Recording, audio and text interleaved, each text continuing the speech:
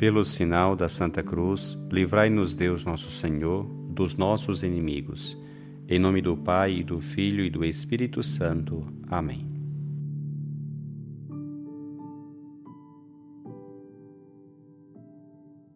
Do Evangelho segundo Mateus.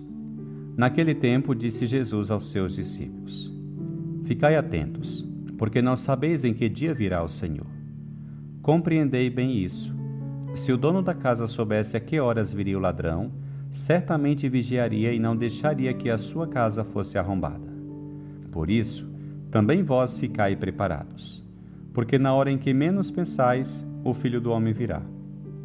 Qual é o empregado fiel e prudente que o Senhor colocará como responsável pelos demais empregados para lhes dar alimento na hora certa? Feliz o empregado cujo Senhor o encontrar agindo assim quando voltar.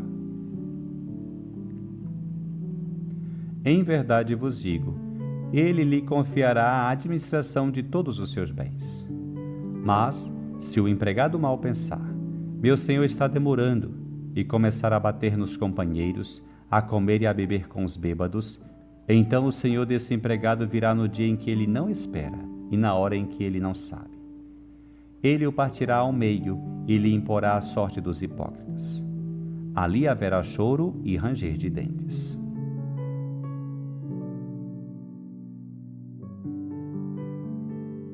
O Evangelho de hoje nos apresenta duas parábolas de Jesus. Uma mais breve, a do ladrão de noite, e outra mais elaborada, a do servo fiel e prudente. Ambas são um chamado urgente à vigilância, a ser vigilante, a não adormecer nem relaxar, mas a manter um forte amor a Deus e aos irmãos, servindo generosamente e de todo o coração. A propósito desse texto do Evangelho de Mateus, gostaria de compartilhar contigo 3 reflexões. Em primeiro lugar, encontramos uma breve parábola que compara a vinda do Filho do Homem, isto é, a sua segunda vinda ou parousia, ou, de forma mais específica, no dia de nossa morte, com a vinda de um ladrão à noite. Essa imagem do ladrão que entra inesperadamente em uma casa durante a noite não pretende fomentar medo ou angústia. Jesus quer dar-lhe um caráter intimatório. Com ela, o Senhor quer enfatizar o inesperado de sua vinda, cuja hora e dia não conhecemos.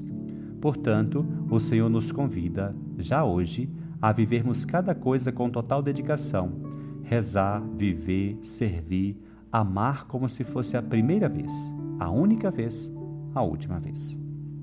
Talvez em nenhum lugar, como na primeira carta aos Tessalonicenses, esse chamado de Jesus seja melhor captado.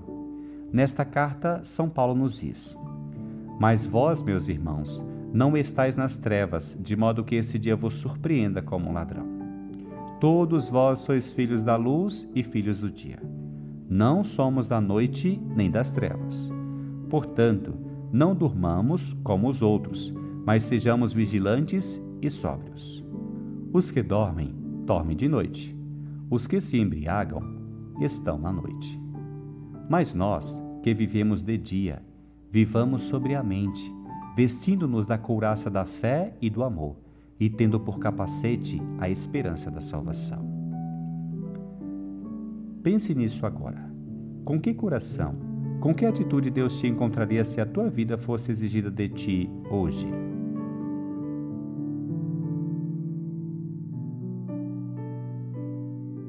Em segundo lugar, temos essa outra parábola do servo fiel e prudente que acaba recebendo uma bênção de Jesus. Feliz o servo se o Senhor, ao chegar, o encontrar bem comportado. Jesus não apenas o chama de feliz, mas conclui falando de uma recompensa importante. Ele lhe confiará a administração de todos os seus bens. Ao contrário, quem se descuida ou abusa da ausência do Senhor, Jesus diz com palavras duras: Ele o partirá ao meio e lhe imporá a sorte dos hipócritas. Ali haverá choro e ranger de dentes. Em outras palavras, quem vive a vida superficialmente, egoisticamente, a desperdiça, a estraga. E quem vive amando e servindo, ganha tudo. E devemos estar muito atentos, porque muitas vezes esquecemos que a vida é curta, que estamos de passagem, que somos emprestados, que nos foi dada uma vida limitada e um tempo limitado. Portanto, esta é a hora da fidelidade, do compromisso, da espera ativa. Não vale a pena negligenciar. Comece tua vida de fé agora. Amanhã pode ser tarde demais. Diga ao Senhor: eis-me aqui, Senhor. Quero te amar e te servir. Somos tentados a acreditar que o servo negligente, que bate em seus servos e vai comer e beber, é nosso próximo. É aquele outro. Mas não, pode haver algo disso em ti. Então, perguntas-te: que negligências, que infidelidades, que egoísmo existem em ti? O que tu precisas abandonar ou do que precisas te libertar para ser um servo fiel e prudente?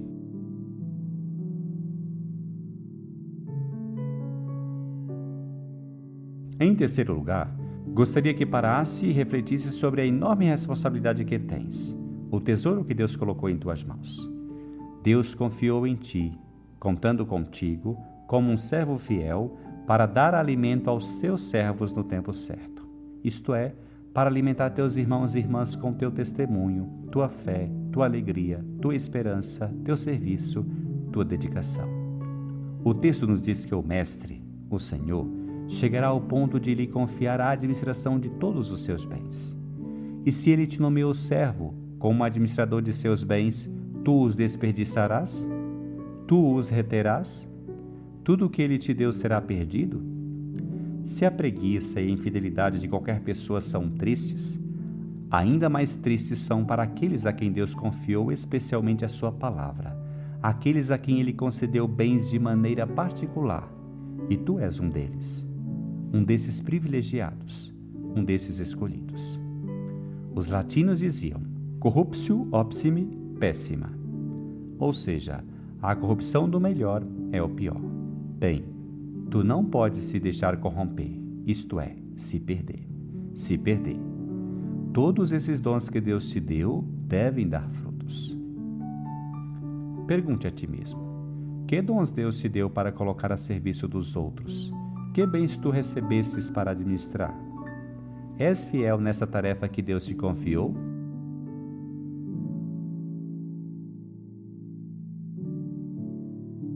Que este evangelho te lembre que muito te foi confiado.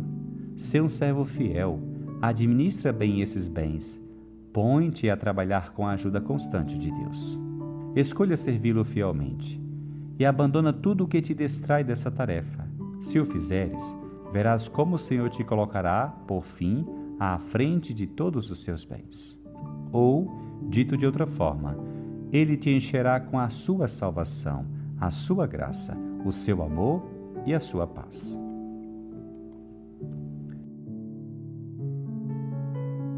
Que o Senhor te abençoe, te livre de todo mal e te conduza à vida eterna.